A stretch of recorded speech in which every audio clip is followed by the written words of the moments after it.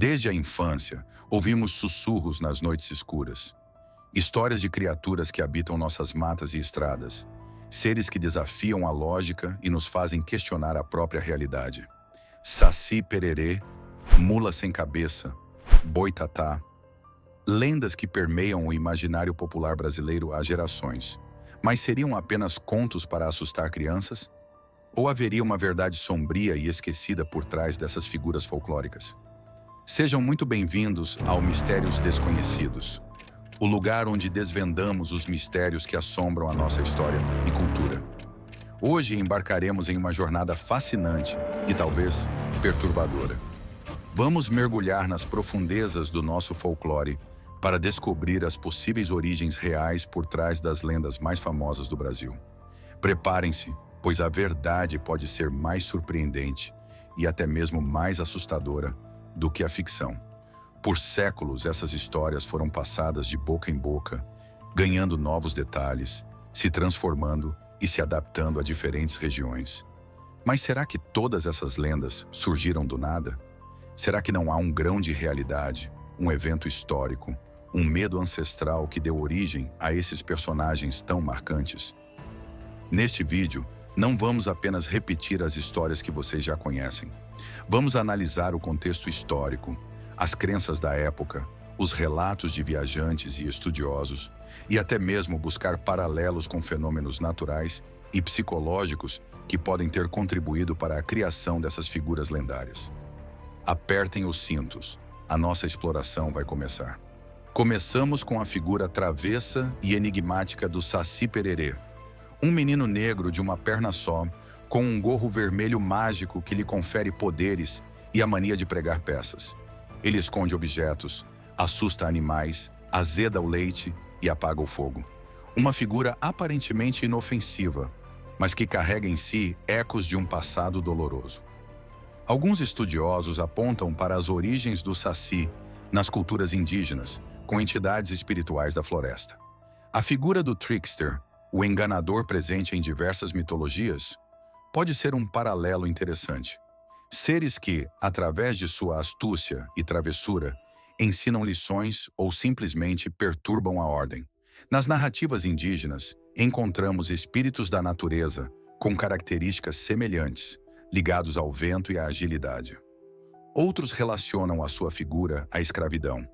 A perda de uma perna poderia simbolizar as mutilações sofridas pelos escravizados nos engenhos, marcas físicas de um sistema brutal e desumano. A agilidade do Saci, mesmo com uma perna só, poderia ser vista como uma metáfora para a resiliência e a capacidade de adaptação diante da adversidade.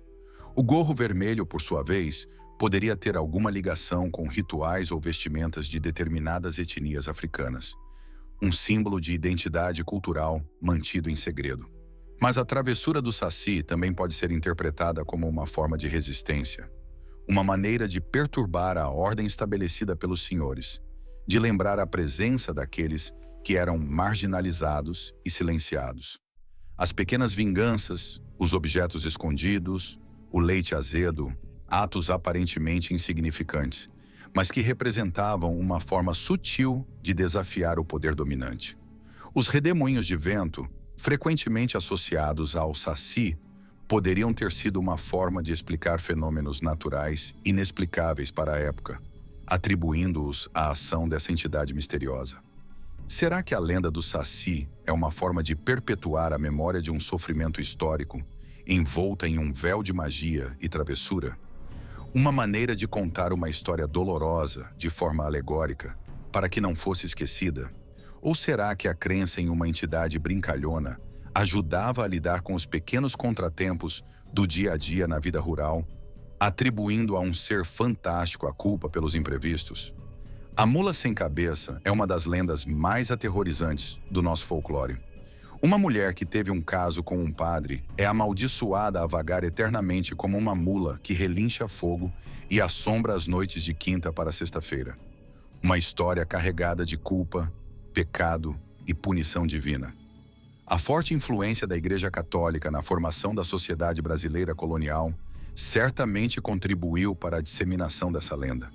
O sexo fora do casamento e a quebra dos votos religiosos eram considerados pecados gravíssimos, passíveis de punição severa, tanto terrena quanto espiritual. A figura da mula sem cabeça encarna essa punição de forma visceral e aterradora. A transgressão sexual, especialmente envolvendo figuras religiosas, era vista como uma afronta à ordem social e divina.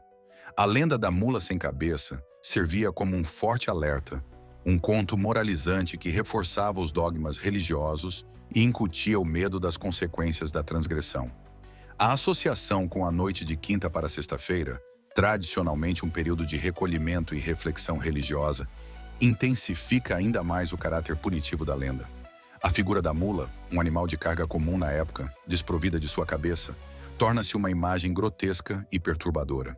A ausência da cabeça, a parte do corpo associada à razão e à identidade, pode simbolizar a perda da humanidade da mulher amaldiçoada, reduzida a um ser bestial e sofredor.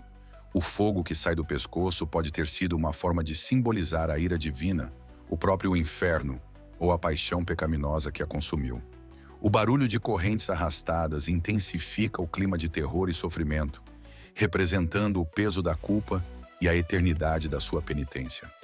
Será que a lenda da mula sem cabeça era uma forma de controle social, de reforçar os dogmas religiosos e incutir o medo da transgressão, especialmente em uma sociedade profundamente católica?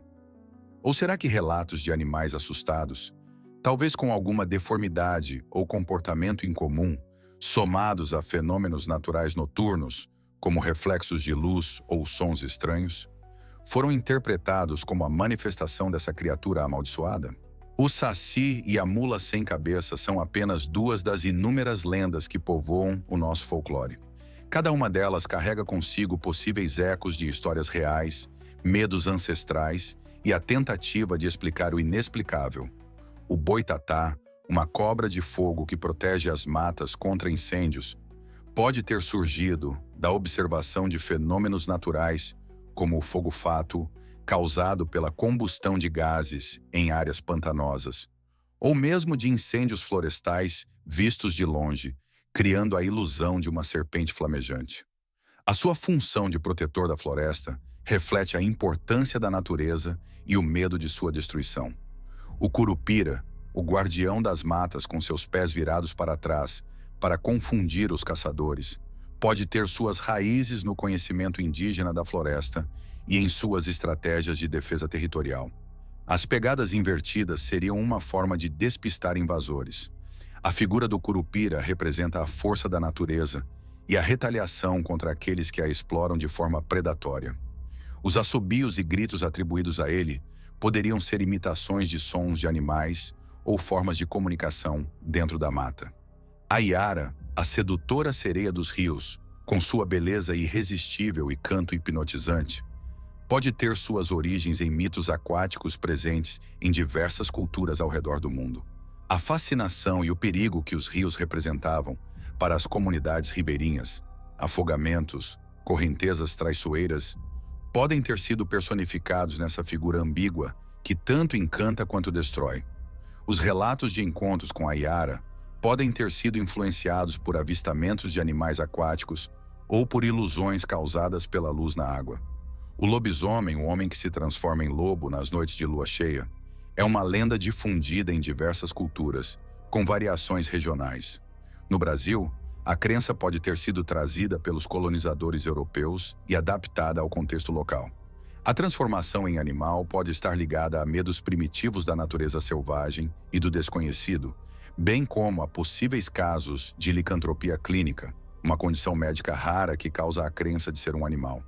A lua cheia, frequentemente associada a comportamentos estranhos, intensifica o mistério e o terror da lenda.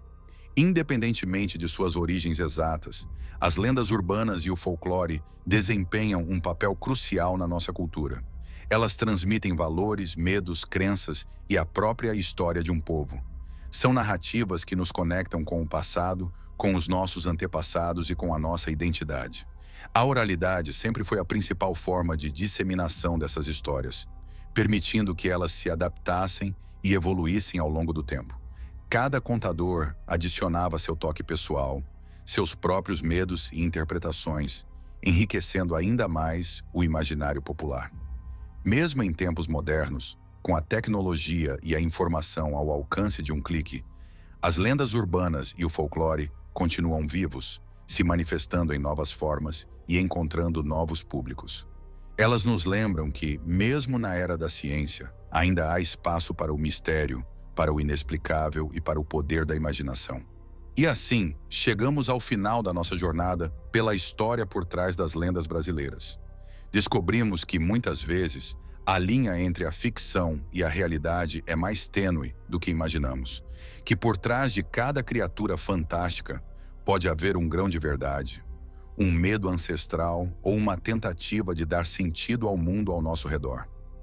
A beleza do folclore reside justamente nessa capacidade de nos fascinar, de nos assustar e de nos fazer refletir sobre a nossa própria história e cultura. As lendas são como um espelho que reflete os nossos medos mais profundos e os nossos anseios mais secretos. Qual dessas histórias te deixou mais intrigado? Você conhece alguma outra possível origem para essas lendas? Deixe o seu comentário abaixo. E se você gostou deste vídeo e quer continuar explorando os mistérios do nosso Brasil, não se esqueça de se inscrever no canal e ativar as notificações para não perder os próximos vídeos. Compartilhe este vídeo com seus amigos e familiares que também se interessam por mistérios e folclore. Siga-nos nas redes sociais para mais conteúdo exclusivo. E não se esqueça de deixar o seu like para fortalecer o nosso canal.